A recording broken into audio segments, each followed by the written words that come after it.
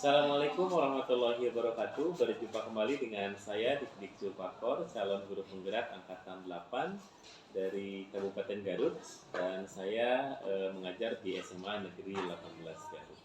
Pada kesempatan kali ini saya ditemani oleh Bu Desi Damayanti SPD.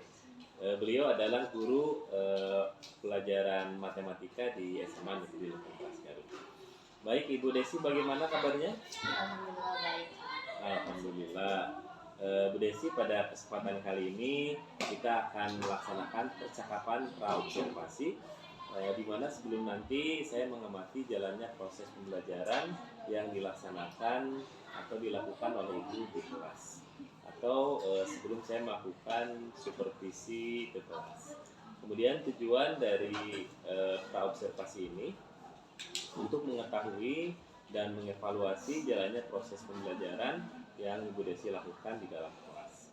Kenapa kita melakukan percakapan praobservasi ini?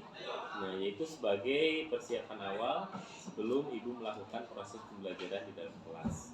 Tentunya agar proses pembelajaran lebih siap, kemudian kitanya lebih percaya diri, sehingga proses pembelajaran yang bisa dilakukan dengan baik, begitu Bu ya. Bu Desi, di sini ada beberapa pertanyaan yang akan saya sampaikan ke Bu Desi. Yang pertama kaitannya dengan tujuan pembelajaran. Nah, kira-kira tujuan pembelajaran yang akan Ibu Desi lakukan apa? Ya, terima kasih Pak Detik atas kesempatannya ya. Untuk tujuan pembelajaran yang akan saya laksanakan di dalam kelas itu tentunya mengacu pada perencanaan ya, rencana yang sudah dirancang di RPP. Yang pertama, peserta didik memahami konsep pertidasamaan irasional. Kebetulan pada pada saat itu kita akan membahas pertidasamaan irasional ya. Kemudian materi tersebut kita kaitkan terhadap kehidupan sehari-hari, dan nanti peserta didik dapat menyelesaikan masalah kontekstual yang berkaitan dengan pertidasamaan irasional tersebut. Oke, baik ya. Jadi tujuan pembelajaran yang akan Bu Desi lakukan, peserta didik dapat memahami konsep pertidasamaan irasional. Kemudian peserta didik dapat mengaitkan pertidasamaan irasional dengan kehidupan sehari-hari. Yang tentunya peserta didik nantinya dapat menyelesaikan masalah-masalah kontekstual yang berkaitan dengan pertidasamaan irasional. Ya. Baik, Bu Desi, selanjutnya area pengembangan yang hendak dicapai sama Bu Desi apa?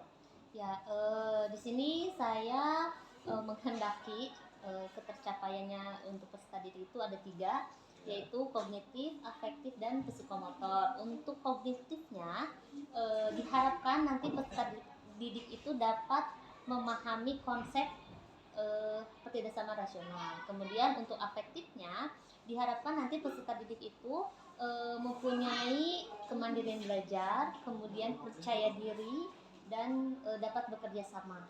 Kemudian untuk ranah psikomotornya, peserta didik dapat menyelesaikan LKPD ya, yang menyajikan di dalamnya itu masalah-masalah kontekstual yang berkaitan dengan ketidaksamaan emosional. Seperti itu. Baik, Bu Desi ya, area pengembangannya pertama tentang kognitif, kedua afektif, dan psikomotor yang tentunya ada kaitannya dengan materi pertidaksamaan irasional gitu ya. Baik, selanjutnya strategi yang dipersiapkan oleh Bu Desi seperti apa, Bu? Ya, untuk mengembangkan ranah kognitif dan psikomotornya, saya menggunakan model PBL, Problem Based Learning ya. Jadi nanti saya akan menyajikan sebuah masalah kepada peserta didik. Nanti peserta didik tersebut menyusun strategi untuk menyelesaikan masalah tersebut yang tentunya disajikan di dalam LKPD. Nah, untuk ranah afektifnya yaitu kemandirian belajarnya, saya menggunakan pendekatan flipped classroom. Jadi nanti flipped classroom itu saya membagikan materi sebelum pembelajaran yang ada di kelas gitu ya. Jadi diharapkan nanti peserta didik itu dapat belajar secara mandiri terlebih dahulu di rumah sebelum pembelajaran di kelas. Baik, modelnya menggunakan PBL ya, kemudian berbantuan flipped classroom Ya. gitu. Baik, selanjutnya media yang digunakan oleh Bu Desi apa? Untuk Flip Classroom sendiri saya menyajikan materi itu lewat video gitu ya, video yang diupload di Google Classroom. Jadi nanti mereka itu berdiskusi sebelum pembelajaran di kelas, mereka berdiskusi terlebih dahulu di Google Classroom.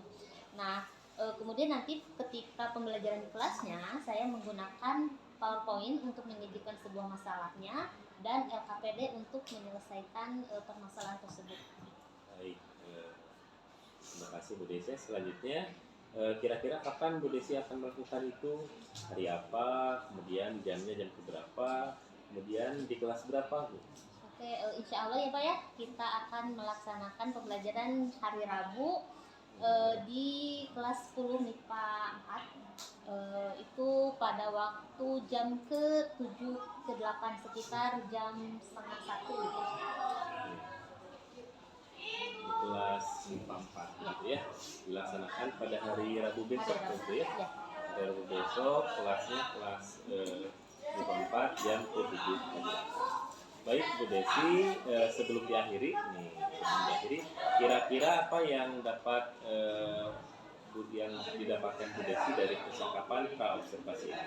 Ya, terima kasih Pak Dipin ya sudah mengajak saya.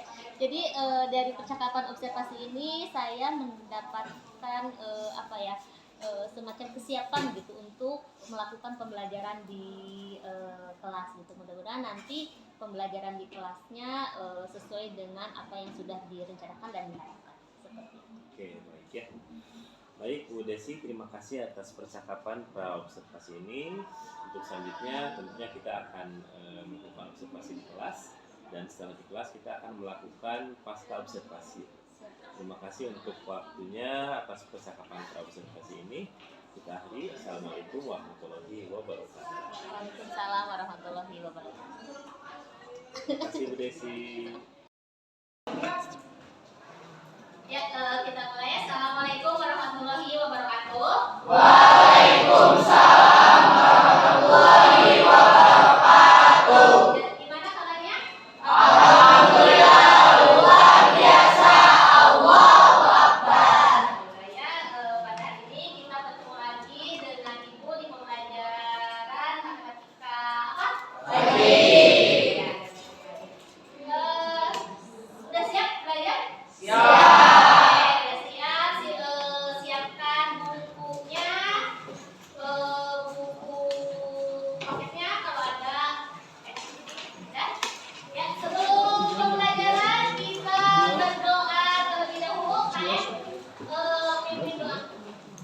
Siap. Sebelum mulai pembelajaran, mari kita berdoa. Berdoa coba.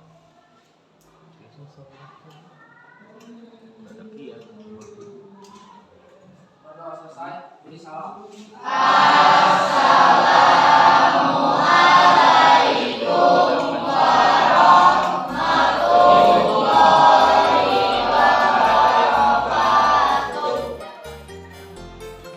Ya, Ibu absen. Tanggal berapa? Adi, Ahmad Denedet, Al-Khalilah. Ya,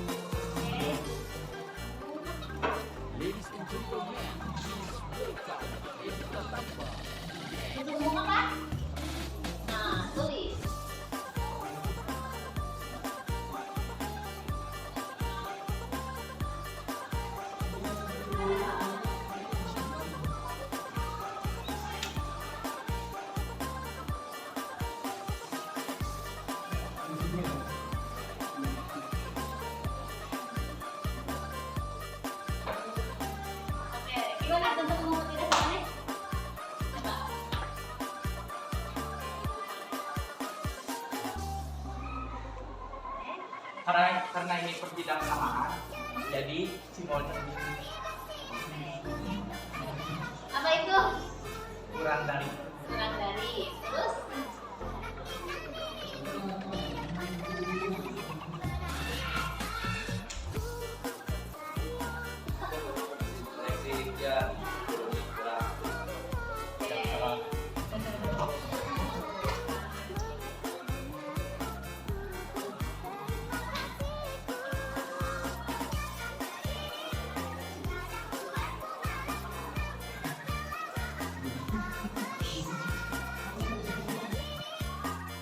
Akar dari fx kurang dari akar dari gx.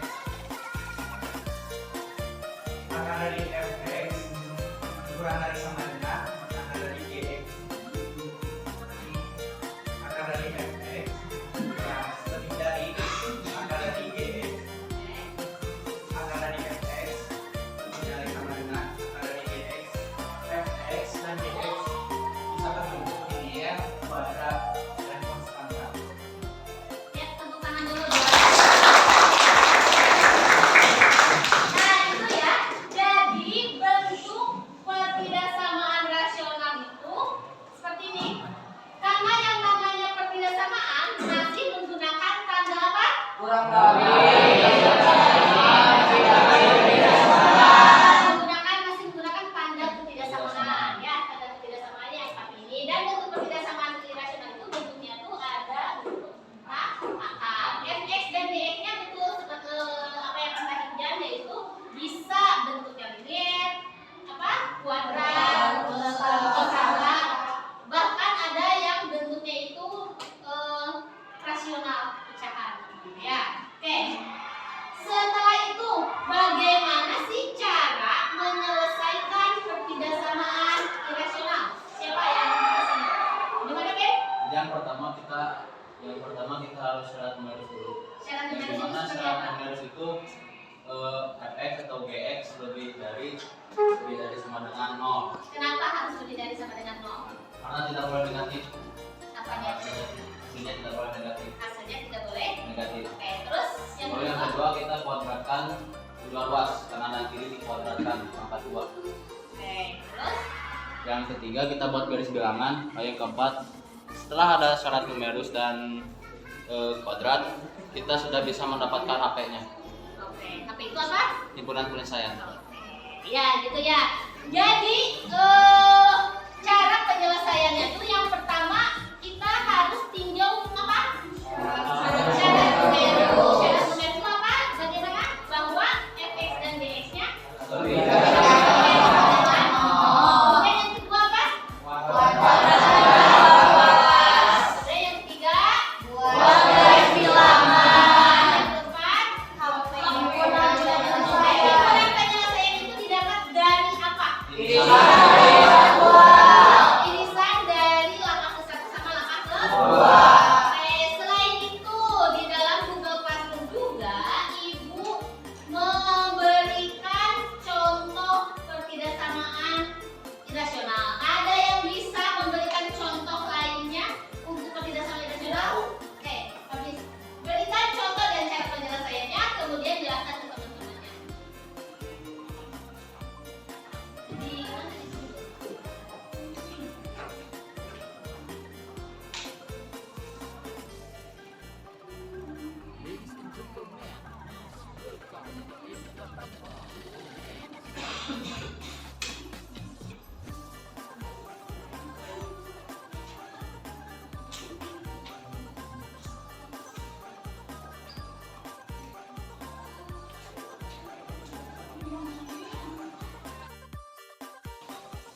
Di sini ada soal akar 2x tambah 5 lebih dari sama dengan 2. Cara menyelesaikannya seperti yang dikatakan Ruben tadi.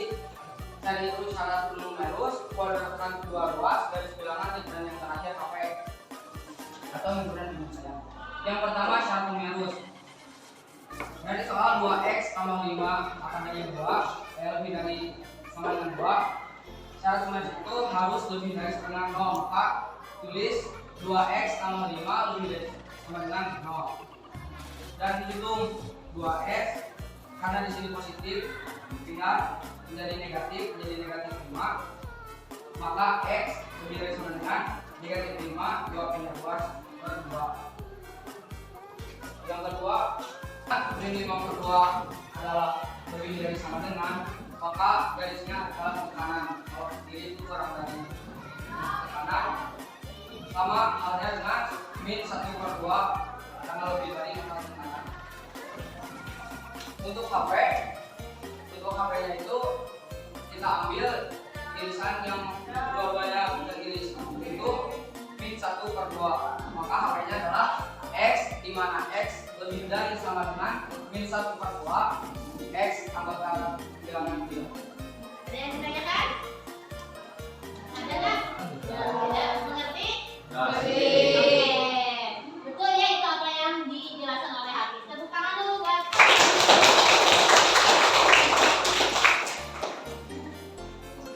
Nah, itu seputaran materi pertidaksamaan irasional. Alhamdulillah ya, berarti kalian sudah benar-benar mempelajarinya di rumah melalui Google Classroom ya. Nah, sekarang bagaimana sih pertidaksamaan ini kita kaitkan dengan kehidupan sehari-hari? Ada yang tahu bagaimana pertidaksamaan irasional ini dalam kehidupan sehari-hari?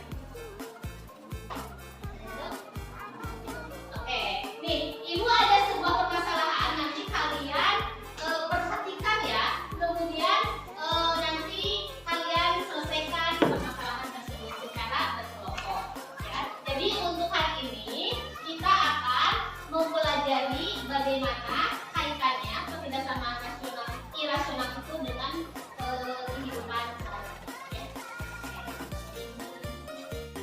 Masalah kontekstual pertidaksamaan irasional ya. Bagaimana sih ceritanya? Kita lihat. Nah, ini. Pak Andi mempunyai sebidang tanah berbentuk segi empat. Dan semua luas tanahnya akan dijadikan apa? Dijadikan kolam ikan. Nah, ukuran tanah tersebut panjangnya berapa nih? 3x, ukuran 1 meter dan lebarnya maka 2x tambah 5.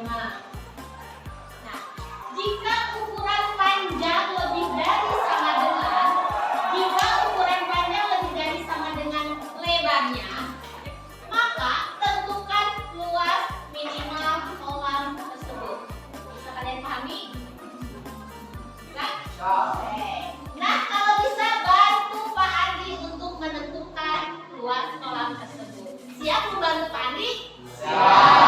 Siap ya? Oke. Ibu akan kasih kalian KPD.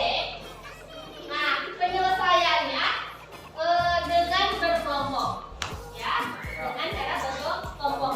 Kelompok pertama perhatikan ada Adli, Hilma, Fahri, Nilaufar, Raka, Zepa. Kelompok pertama di situ aja ya. Itu kelompok pertama. Kelompok 6 Asia, Fadlan, Mega dan Saskia Syakri. Oke. Silakan kalian duduk sesuai dengan kelompoknya.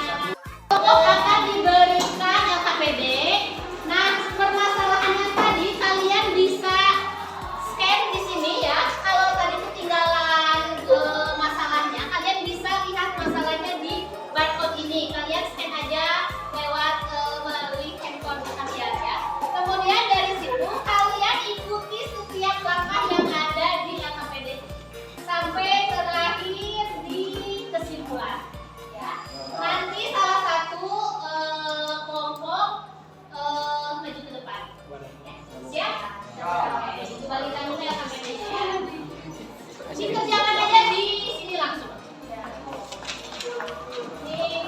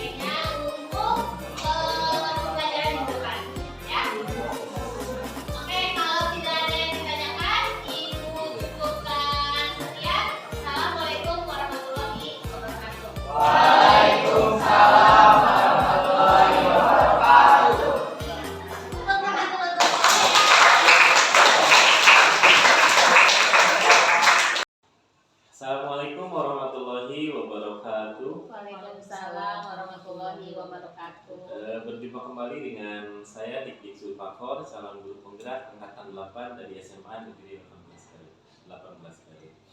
Pada kesempatan kali ini, alhamdulillah saya ditemani oleh Ibu Desi Damayanti, yaitu guru yang telah saya observasi pada kegiatan supervisi kelas. Kemudian pada kesempatan ini juga alhamdulillah ada dari pengajar praktik, yaitu Ibu Iis Jakia dari pengajar praktik guru penggerak angkatan 8.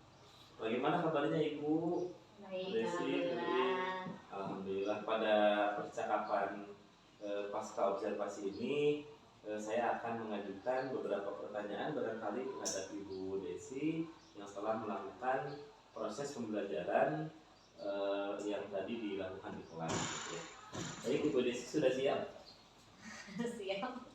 Baik, Ibu Desi, bagaimana perasaan Ibu berkaitan dengan jalannya pembelajaran yang Ibu lakukan di dalam kelas?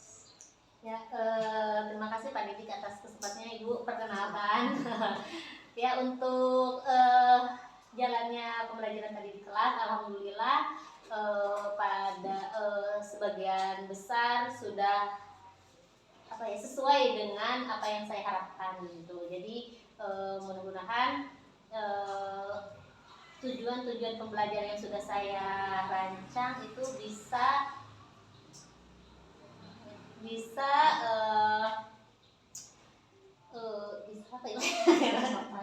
ya bisa tercapai dan bisa dirasakan langsung oleh peserta didik. Baik ya, jadi tujuan dari pembelajaran yang dilakukan itu bisa tercapai oleh siswa, kemudian tentunya anak-anak bisa melaksanakan pembelajaran secara bermakna. Betul. Ya. Baik Ibu Desi, selanjutnya menurut Ibu sejauh mana area pengembangan, apakah sudah berhasil atau belum sesuai dengan yang kemarin kita lakukan di di pra observasi gitu. Apakah itu sudah berhasil menurut Ibu atau belum? Ya, alhamdulillah sih Pak ya, dengan pendekatan civil classroom itu, jadi anak-anak itu kan sebelum belajar di kelas, mereka itu mempunyai bekal terlebih dahulu di rumahnya. Jadi saya itu kan memberikan materi dulu H-2 sebelum mereka belajar di kelas. Jadi dengan adanya pendekatan civil classroom, mereka sudah mempunyai bekal di rumah gitu ya, bekal materi untuk dibawa belajar ke kelas. Jadi pada saat pembelajarannya itu dari segi kognitifnya mereka sedikitnya sudah memahami tentang materi yang akan dipelajari gitu. Hanya saja mungkin saya sebagai guru menguatkan pengetahuan mereka gitu dari segi afektif sama psikomotornya juga.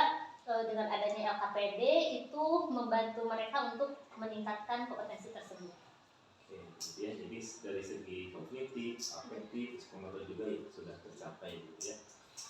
Selanjutnya menurut Ibu, apakah ada kendala-kendala atau kekurangan yang Ibu hadapi pada saat melakukan proses pembelajaran?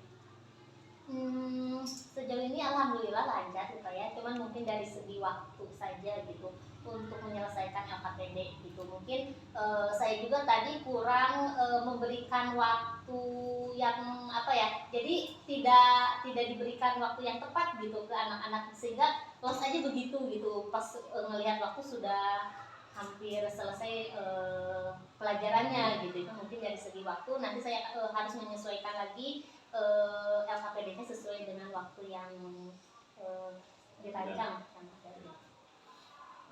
Jadi yang kendala yang terjadi ketika proses pembelajaran itu hanya manajemen waktu ya. Menurut Ibu, kenapa hal itu bisa terjadi gitu? Jadi kenapa ketika proses pembelajaran terus terkesan atau waktunya itu bisa dikatakan kurang gitu ya? Ya. Kenapa hal itu bisa terjadi? Ya mungkin kalau di lapangan sih Pak ya, kita tuh kan tidak bisa, kita memang sudah merancang, tapi kan kita tidak tahu akan seperti apa gitu. Mungkin tidak tahu kondisi peserta didiknya, kemudian mungkin dari segi LKPD atau isi LKPD-nya itu anak-anak sulit mencerna gitu kan. Jadi sehingga saya tuh banyak gitu. Jadi karena kan LKPD itu dikelompokkan ya Pak ya, jadi saya tuh banyak memberikan instruksi ke setiap kelompok tersebut gitu, sehingga itu membutuhkan waktu yang lumayan cukup lama, itu di luar prediksi sih, mungkin nanti kedepannya disesuaikan lagi. Baik, jadi rencana ibu kedepannya itu akan disesuaikan lagi Betul. berkaitan dengan alokasi waktu yang dibutuhkan pada proses pembelajaran. Ya. Selanjutnya ibu berkaitan dengan proses pembelajaran dari awal sampai akhir nih, menurut ibu penilaian ibu terhadap diri ibu pada proses pembelajaran seperti apa? Dari awal, dari mulai kegiatan pembuka sampai kegiatan penutup, penilaian ibu terhadap ibu gimana? Oke, kalau pendahuluan sih saya cukup pede ya. Cuman kalau memang saya itu lemah di membuat suasana kelas itu ceria gitu, apalagi kalau matematika di jam-jam rawan gitu ya, di jam-jam siang ini kadang anak ngantuk segala macam. Nah saya itu memang lemah untuk membuat anak itu dibuat kelas itu ceria gitu, sehingga saya sering melibatkan peserta didik kayak ice breaking tadi. Bukan saya yang memberikan, tapi anak saya dok siapa yang mau ice breaking gitu, karena saya memang referensinya tentang ice breaking itu kurang lah gitu.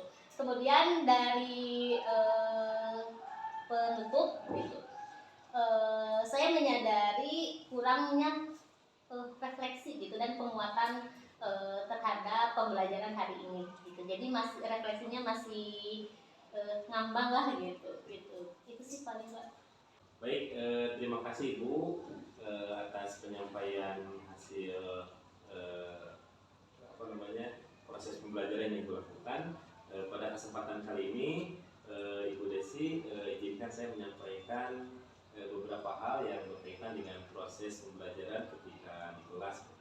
Pada proses pembelajaran di kegiatan awal, kegiatan inti dan refleksi secara keseluruhan itu sudah dilakukan dengan baik. Bahkan di awal Ibu sudah mengabsen peserta didik, kemudian dan itu pun bisa membuat peserta didik begitu siap untuk menerima proses pembelajaran. Kemudian pada kegiatan inti karena memang ini kegiatannya atau metode pengajarannya itu menggunakan berbasis flip classroom ya. Jadi anak-anak atau peserta didik itu sudah dibekali dengan proses dengan materi-materi sebelum proses pembelajaran. Jadi pas kegiatan inti begitu langsung connect begitu antara guru dan peserta didik, dan itu membuat suasana pembelajaran begitu menyenangkan, begitu kemudian berpusat pada peserta didik atau student center gitu ya. Nah di akhir penutup juga di refleksi Ibu juga sudah menyampaikan refleksi begitu baik dari awal pembelajaran, kemudian materi apa yang diajarkan terhadap peserta didik, kemudian setelah itu Ibu pun menyampaikan materi yang akan diajarkan di pertemuan selanjutnya ya. Nah, sehingga siswa akan antusias dan akan siap dengan materi yang diajarkan. Selanjutnya Ibu mohon izin berkaitan dengan tadi yang disampaikan oleh Ibu berkaitan dengan kendala-kendala. Nah, bagaimana ke depannya Ibu untuk mengatasi seperti tadi alokasi waktunya yang dinilai kurang, kemudian LKPD yang disiapkan. Nah, kemudian tadi seperti ice breaking-nya. Nah, kira-kira ke depannya Ibu mau seperti apa? Ya, terima kasih Pak Didik. Untuk alokasi waktu ya yang berkaitan dengan pengerjaan LKPD, mungkin nanti untuk kedepannya sebelum diberikan kepada peserta didik, saya isi dulu gitu. Jadi kadang-kala suka lupa gitu, kita bikin aja LKPD tapi tidak menyesuaikan dengan waktu, tidak menyesuaikan dengan kemampuan anak mungkin gitu ya. Jadi kayak mungkin ada langkah-langkah yang membingungkan anak gitu, sehingga untuk kedepannya untuk pembuatan LKPD segala macam berarti saya harus mengisi terlebih dahulu sebelum diberikan kepada peserta didik seperti itu. Nah untuk ice breaking emang itu kelemahan saya. Untuk kedepannya mungkin nanti saya akan banyak mencari referensi dan memberanikan diri gitu ya, melatih diri untuk di jam-jam tertentu melakukan ice breaking gitu. Jadi mau dilatih lah insya Allah ke depannya. biasa untuk mengaktifkan atau meramaikan suasana dalam kelas ketika jam-jam rawan. Ya, betul. Baik, Ibu, terima kasih tadi sudah disampaikan rencana kedepannya seperti apa, perubahan-perubahan yang akan Ibu lakukan ketika proses pembelajaran seperti yang tadi diungkapkan oleh Ibu. Baik, terima kasih Ibu atas waktunya, terima kasih atas kesediaannya dalam proses pembelajaran yang bersedia untuk diobservasi oleh saya. Terima kasih Ibu Desi, dan lupa juga terima kasih Ibu Is yang telah hadir pada kesempatan kali ini. Terima kasih yang sebesar-besarnya. Assalamualaikum warahmatullahi wabarakatuh. Waalaikumsalam warahmatullahi wabarakatuh.